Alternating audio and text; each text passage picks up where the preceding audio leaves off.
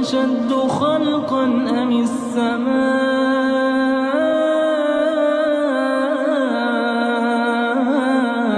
بناها رفع سمكها فسواها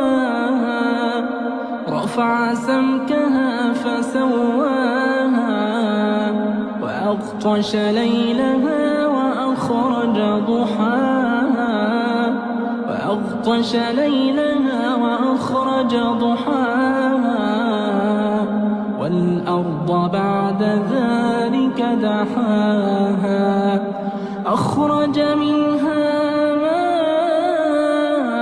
ماءها ومرعاها والجبال